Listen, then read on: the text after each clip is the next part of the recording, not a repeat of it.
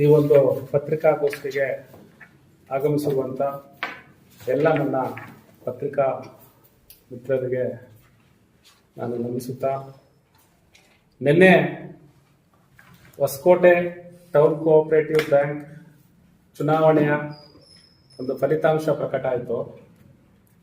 110 ವರ್ಷಗಳ ಇತಿಹಾಸ ಇರುವಂಥ ನಮ್ಮ ಬ್ಯಾಂಕಿಗೆ ನಿನ್ನೆ ಒಂದು ಕರಾಳವಾದ ದಿನ ಅಂತ ನಾನು ಹೇಳಲಿಕ್ಕೆ ಇಚ್ಛೆ ಪಡ್ತೀನಿ. ಯಾಕಪ್ಪ ಅಂತ ಹೇಳಿದ್ರೆ, ಕಳೆದ ಫೆಬ್ರವರಿ ತಿಂಗಳಲ್ಲಿ 2025-29 5 ವರ್ಷಗಳ ಆಡಳಿತ ಮಂಡಳ ಚುನಾವಣೆ ಪ್ರಕಟಗೊಂಡಂತ ಸಂದರ್ಭದಲ್ಲಿ 6,000 ಮತಗಳನ್ನ ಫೈನಲ್ ಮಾಡಿದ್ರು ನಮ್ಮ CEO ಅವರು. ನಿಮ್ಗೆಲ್ಲ ಗೊತ್ತಿರುತ್ತೆ, 5 GB ಅಲ್ಲಿ 3 ಪಾರ್ಟಿಸಿಪೇಟ್ ಮಾಡಬೇಕು, 2 ವರ್ಷಕ್ಕೆ 2 ಟ್ರಾನ್ಸಾಕ್ಷನ್ ಮಾಡಬೇಕು ಅಂತ ಕ್ರೈಟೀರಿಯಾ ಇತ್ತು. 17-18 ಸಾವಿರ ಇರೋ ನಮ್ಮ ಮತದಾರರು ಬೇರೆ 6,000ಕ್ಕೆ ಬಂದು ನಿಂತಿದ್ರು. ಯಾಕಪ್ಪ ಅಂತ ಹೇಳಿದ್ರೆ, ಇದೇ 4-5 ವರ್ಷಗಳ ಹಿಂದೆ ಕೋವಿಡ್ ಅನ್ನುವ ಒಂದು ಮಹಾಮಾರಿ ಬಂದಿತ್ತು. ಅಂತ ಒಂದು ಸಂದರ್ಭದಲ್ಲಿ ಜನಗಳು ತಮ್ಮ ಪ್ರಾಣವನ್ನು ಉಳಿಸ್ಕೊಳ್ಳೋದೇ ಕಷ್ಟ ಆಗಿತ್ತು. ಅಂತ ಒಂದು ಕ್ಲಿಷ್ಟಕರವಾದ ಒಂದು ಸಂದರ್ಭದಲ್ಲಿ ಅವತ್ತಿನ ದಿನ ಆನ್ಲೈನ್ ನಲ್ಲಿ ವೋಟಿಂಗ್ ಇತ್ತು. ನಿಮ್ಗೆಲ್ಲ ಗೊತ್ತು, ನಮ್ಮ ಗ್ರಾಮೀಣ ಭಾಗದಲ್ಲಿರೋದು ಹೊಸಕೋಟೆ, ಯಾರಿಗೂ ಆನ್ಲೈನ್ ನಲ್ಲಿ GBA ಸಿಗ್ನೇಚರ್ ಮಾಡುವಂತ ಒಂದು ನಾಲೆಜ್ ಅವ್ರಿಗೆ ಇರಲಿಲ್ಲ.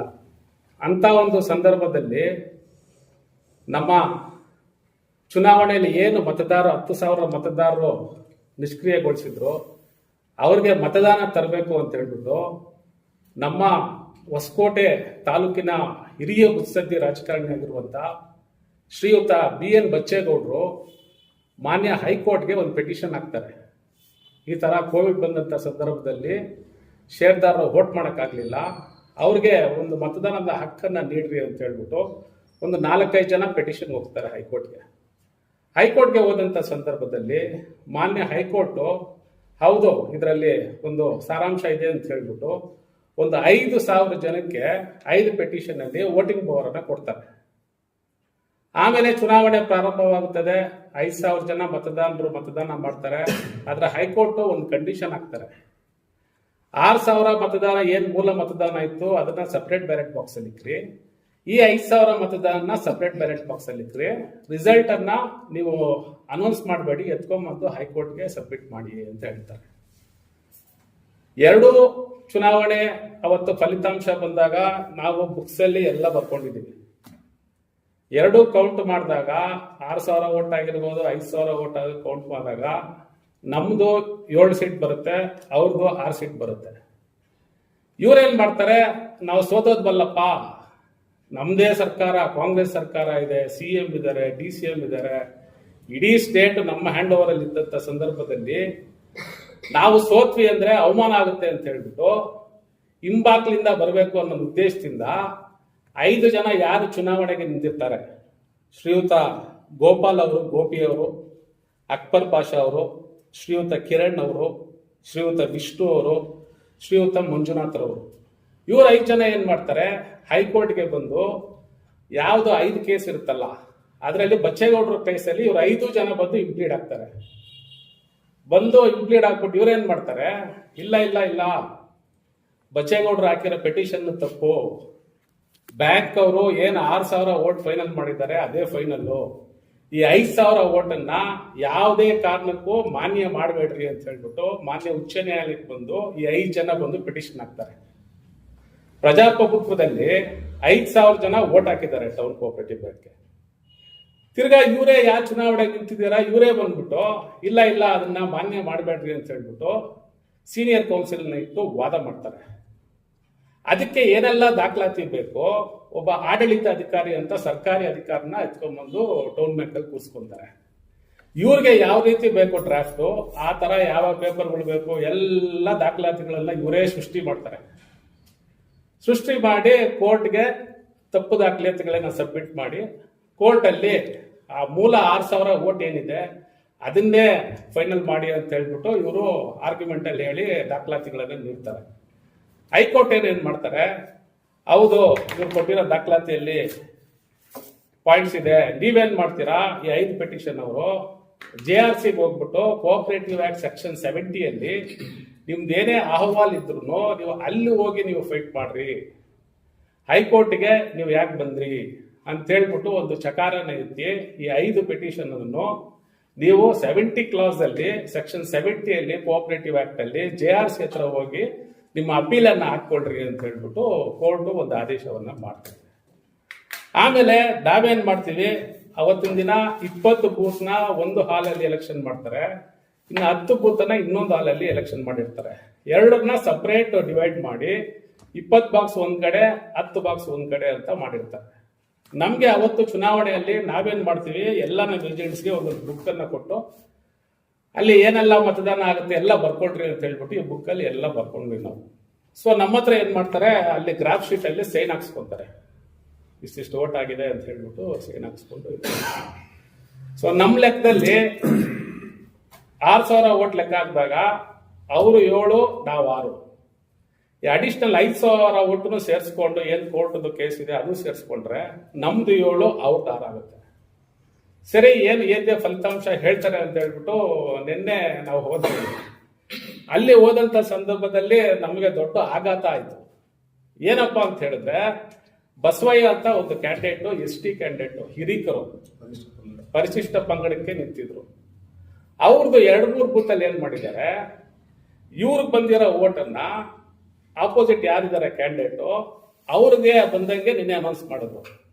ನಾವೇನ್ ಮಾಡಿದ್ವಿ, ಸೀರಿಯಸ್ ಆಗಿ ಅಬ್ಜೆಕ್ಷನ್ ಮಾಡಿದ್ವಿ. ಏನ್ ಸರ್ ಇದು, ಅವತ್ತು ಅನೌನ್ಸ್ ಮಾಡಿದ್ರಲ್ಲಿ ನಾವು ಬರ್ಕೊಂಡಿರೋ ಬುಕ್ ಅಲ್ಲಿ ಈ ತರ ಇದೆ, ನೀವು ಅನೌನ್ಸ್ ಮಾಡೋದ್ರಲ್ಲಿ ತಪ್ಪಿದೆ ಅಲ್ಲ ಸರ್, ಏನಿದು ಅಂತ ಕೇಳಿದ್ರೆ ಎಲ್ಲ ಸೇರ್ಕೊಂಡ್ಬಿಟ್ಟಿದ್ದಾರೆ ಅಧಿಕಾರಿಗಳೆಲ್ಲ. ಇಲ್ಲ ರೀ, ನಾವ್ ಹೇಳಿದ್ದೆ ಕರೆಕ್ಟ್, ನೀವು ಬರ್ಕೊಂಡಿರೋದು ತಪ್ಪು ಅಂತ. ನಿನ್ನೆ ಏನ್ ಮಾಡಿದ್ವಿ, ನಮಗೆ ಫೋನ್ ಎತ್ಕೊಂಡು ಹೋಗೋಕ್ಕೂ ಬಿಟ್ಟಿಲ್ಲ, ಪೇಪರ್ ಎತ್ಕೊಂಡು ಹೋಗೋಕ್ಕೂ ಬಿಟ್ಟಿಲ್ಲ, ಪೆನ್ ಎತ್ಕೊಂಡು ಹೋಗೋಕ್ಕೂ ಬಿಟ್ಟಿಲ್ಲ. ಎಂಟ್ರೆನ್ಸ್ ಅಲ್ಲೇ ಪೊಲೀಸ್ ಅವ್ರನ್ನ ಹಾಕಿ ಎಲ್ಲ ಪೇಪರು ಪೆನ್ನು ನಮ್ಮ ಹತ್ರ ಏನಿದೆ ಎಲ್ಲ ಕಿತ್ಕೊಂಡ್ಬಿಟ್ರು. ಒಳಗಡೆ ಕೇಳಕ್ ಹೋದ್ರೆ ಇಲ್ಲ, ನಾವ್ ಹೇಳಿದ್ದೆ ಕರೆಕ್ಟು, ನಾವು ಅನೌನ್ಸ್ ಮಾಡಿದ್ದೆ ರಿಸಲ್ಟು, ನಾವ್ ಹೇಳಿದ್ದು ನೀವು ಕೇಳಬೇಕು ಅಂತ ಹೇಳ್ಬಿಟ್ಟು ಅಧಿಕಾರಿಗಳಿಗೆ ಒತ್ತಡ ಹಾಕಿ ಅವ್ರ ಕೈಯಲ್ಲಿ ನಡೆಸಿದ್ದಾರೆ. ಎಷ್ಟೇ ಕೇಳ್ಕೊಂಡ್ರು ಬಸವಯ್ಯ ಅವ್ರದ್ದು 2-3 ಬೂತಲ್ಲಿ ವ್ಯತ್ಯಾಸ ಬರ್ತಾ ಇದೆ ನೋಡಿ ಸರ್. ಅದ್ರ ಬದಲು ಹೇಳ್ತಾ ಇದ್ದೀರಾ, ಬಸವಯ್ಯಗೆ ಬಂದಿರೋ ಓಟನ್ನ ಇನ್ನೊಬ್ಬ ಕ್ಯಾಂಡಿಡೇಟ್ಗೆ ಹೇಳ್ತಾ ಇದ್ದೀರಾ, ಆಪೋಸಿಟ್ ಕ್ಯಾಂಡಿಡೇಟ್ಗೆ. ಅವ್ರಿಗೆ ಬಂದಿರೋ ಇವ್ರಿಗೆ ಹೇಳ್ತಾ ಇದ್ದೀರಾ ಅಂದ್ರೆ ಅವ್ರು ಏನು ನಮ್ಮ ಅಹವಾಲನ್ನ ಸ್ವೀಕಾರ ಮಾಡಿಲ್ಲ. ಇಲ್ಲ ರೀ, ನಾನು ಹೇಳಿದ್ದೆ ಫೈನಲ್ ಅಂತ ಹೇಳ್ಬಿಟ್ಟು ಪೇಪರ್ ಅನ್ನು ಎದ್ದು ಬಿಸಾಕ್ಬಿಟ್ಟು ಆಫೀಸರ್ ಹೋಗ್ಬಿಟ್ರು. ನಾವು ಕೊನೆವರೆಗೂ ನಾವು ನಿನ್ನೆ ಹೋರಾಟ ಮಾಡಿದ್ವಿ, ಆದ್ರೆ ಯಾವುದೇ ಆದಂತ ನಮಗೆ ಒಂದು ಫಲಪ್ರದವಾದ ಒಂದು ಉತ್ತರ ಸಿಕ್ಕಿಲ್ಲ. ಈ ರೀತಿ ಏನಾದ್ರೂ ಬಿಜೆಪಿ ಬೆಂಬಲಿತ FTB ನಾಗರಾಜ ಬೆಂಬಲಿತ ಅಭ್ಯರ್ಥಿಗಳು ಗೆದ್ದುಬಿಟ್ರೆ ನಮ್ಗೆ ಅವಮಾನ ಆಗ್ಬಿಡುತ್ತೆ ಅಂತ ಹೇಳ್ಬಿಟ್ಟು ಈ ರೀತಿ ಹಿಂಬಾಕ್ಲಿಂದ ಬಂದು ನಿನ್ನೆ ನಾವೇ ಗೆದ್ದಿರೋದು ಅಂತ ಘಂಟಾಘೋಷವಾಗಿ ಪಟಾಕಿಗಳು ಹೊಡ್ಕೊಂಡು ಹಾರುಗಳು ಹಾಕೊಂಡು ನಿನ್ನೆ ಹಾರ್ಭಟ ಮಾಡಿದ್ರು. ಇಷ್ಟೆಲ್ಲ ಮಾಡೋರು ಕೋರ್ಟ್ಗೆ ಬಂದ್ಬಿಟ್ಟು ಕೋರ್ಟಿಂದ ತಂದಂತ ಮತಗಳನ್ನ ಕೌಂಟ್ ಮಾಡಬೇಡ್ರಿ ಅಂತ ಏನಕ್ಕೆ ಹೇಳ್ಬೇಕಾಯ್ತು ನೀವು? ಕೋರ್ಟ್ಗೆ ಹೋಗಿದ್ದು ನೀವೇ, ತಿರ್ಗಾ ಕೋರ್ಟ್ಗೆ ಬಂದು ಆ ಮತಗಳನ್ನ ಕೌಂಟ್ ಮಾಡಬೇಡಿ ಅಂತ ಹೇಳೋದು ನೀವೇ. ಇದೇನಾ ರಾಜಕೀಯ? ಮತದಾರರು ಅವ್ರ ಓಟನ್ನ ಹಾಕಿದಾರಪ್ಪ. ಪ್ರಜಾಪ್ರಭುತ್ವದಲ್ಲಿ ಮತದಾರರು ಮತ ಹಾಕಿದ್ರೆ ಅದನ್ನ ಕೌಂಟ್ ಮಾಡ್ಬೇಕು ಅನ್ನೋದು ಒಂದು ನಾಲೆಜಬಲ್ ಪ್ರಶ್ನೆ. ಅದನ್ನೇ ನೀವು ಇಲ್ಲ ಕೌಂಟ್ ಮಾಡ್ಸಲ್ಲ ಅಂತ ಹೇಳ್ಬಿಟ್ಟು ಅಧಿಕಾರಿಗಳನ್ನೆಲ್ಲ ನೀವು ಜೊತೆಗೆ ಮಾಡಿಕೊಂಡು ಈ ರೀತಿ ಮಾಡಿದ್ದೀರಾ.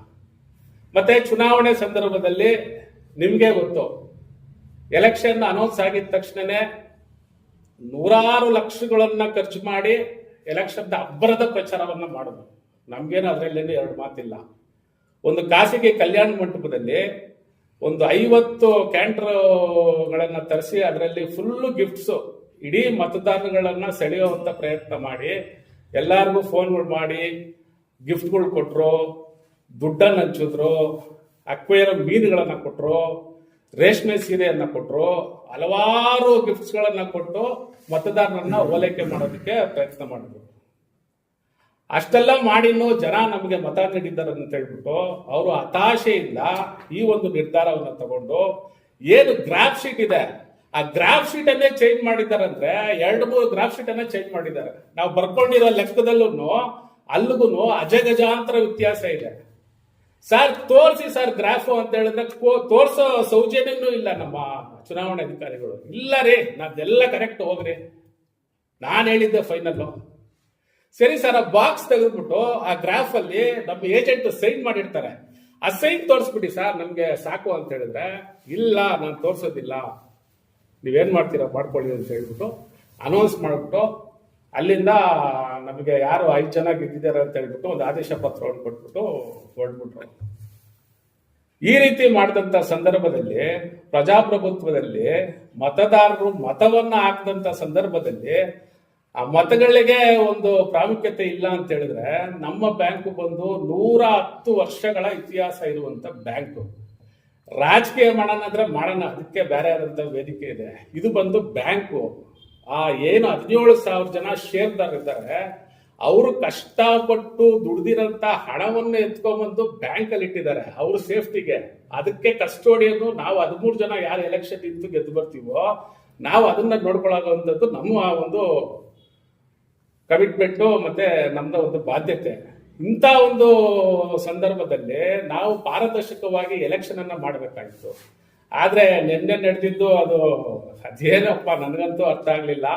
ಈ ರೀತಿನೂ ಮಾಡಕ್ ಸಾಧ್ಯನಾ ಕರ್ನಾಟಕದಲ್ಲಿ ಅನ್ನೋದು ನನಗೆ ನಿನ್ನೆಯಿಂದ ಮೈಂಡೇ ಓಡ್ತಾ ಇಲ್ಲ. ಈ ತರ ಅವರು ಎಲ್ಲ ಉಲ್ಟಾ ಪಲ್ಟಾ ಮಾಡಿ ಎಲೆಕ್ಷನ್ ಅನ್ನ ರಿಸಲ್ಟ್ ಅನ್ನ ಅನೌನ್ಸ್ ಮಾಡಿ ಈ ರೀತಿ ಮಾಡಿದ್ದಾರೆ. ನಾನು ಈ ಒಂದು ಎಲೆಕ್ಷನ್ ಅಲ್ಲಿ ಅವ್ರ ಪ್ರಕಾರ 5 ಜನ ಗೆದ್ದಿದ್ದೀವಿ 6,000 ಓಟಲ್ಲಿ. ನನ್ನ ಪ್ರಕಾರ ನಾವು 6 ಜನ ಗೆದ್ದಿದ್ದೀವಿ ಬಸವಯ್ಯ ಅವ್ರದ್ದು ಸೇರಿ. ಮತ್ತೆ ಕೋರ್ಟದು 5,000 ಓಟು ಆಡ್ ಆದ್ರೆ ನಾವು 7 ಜನ ಗೆಲ್ತೀವಿ. ಅದರಲ್ಲಿ ನಮ್ಮ ರಾಮಾಂಜನೇಯ ಅವ್ರ ಮಗ ಲಿಖಿತ್ ಅನ್ನೋ ಹುಡುಗ ಅವ್ನು ಗೆಲ್ತಾನೆ ಅದರಲ್ಲಿ. ಸೊ ಈ ರೀತಿ ಇದೆ ನಮ್ಮ ಫಲಿತಾಂಶ ಪ್ರಕಾರ. ಅವ್ರ ಫಲಿತಾಂಶದ ಪ್ರಕಾರ ಎಲ್ಲ ಅವ್ರಿಗೆ ಬೇಕಾದ ರೀತಿ ಅವರು ಎಲ್ಲ ಮಾಡ್ಕೊಂಡಿದ್ದಾರೆ. ಈ ಒಂದು ಚುನಾವಣೆಯಲ್ಲಿ ನಾನು ಹೊಸಕೋಟೆ ನಗರದ ಯಾರು ಟೌನ್ ಕೋಆಪರೇಟಿವ್ ಬ್ಯಾಂಕಿನ ಷೇರ್ದಾರರು ಯಾರೆಲ್ಲ ನಮಗೆ ಮತ ನೀಡಿದ್ದಾರೆ ಅವ್ರಿಗೆ ನಾನು ಹೃದಯಪೂರ್ವಕ ಅಭಿನಂದನೆಗಳನ್ನು ಸಲ್ಲಿಸ್ತೀನಿ. ಅದೇ ರೀತಿ ನಮ್ಮ ನೆಚ್ಚಿನ ನಾಯಕರಾಗಿರುವಂತ MTB ನಾಗರಾಜಣ್ಣನವರು ಹಾಗೂ ಅವರ ಸುಪುತ್ರರಾಗಿರುವಂತ MTB ರಾಜೇಶ್ ಅವರು ಮತ್ತೆ ಸಂಸದರಾಗಿರುವಂತ ಸುಧಾಕರ್ ಅವರಿಗೆ ನಾನು ವಿಶೇಷವಾದ ಅಭಿನಂದನೆಗಳನ್ನು ಸಲ್ಲಿಸಕ್ಕೆ ಇಚ್ಛೆ ಪಡ್ತೀನಿ. ಯಾಕಪ್ಪ ಅಂದ್ರೆ ಆ ಚುನಾವಣೆಯಲ್ಲಿ ನಮಗೆ ಬೆನ್ನೆಲುಬಾಗಿ ಏನೇ ಮಾಡಿ ನಾವು ನಿಮ್ಮ ಹಿಂದೆ ಇರ್ತೀವಿ ಅಂತ ಹೇಳ್ಬಿಟ್ಟು ನಮಗೆ ಆ ಚುನಾವಣೆಗೆ ನಡೆಸ್ಕೊಟ್ರು. ಅವ್ರಿಗೆ ಮತ್ತೆ ನಾನು ಷೇರ್ದಾರರಿಗೆ ನಾನು ಆಭಾರಿಯಾಗಿದ್ದೀನಿ ಅಂತ ಹೇಳಲಿಕ್ಕೆ ಇಚ್ಛೆ ಪಡ್ತೀನಿ. ಧನ್ಯವಾದಗಳು.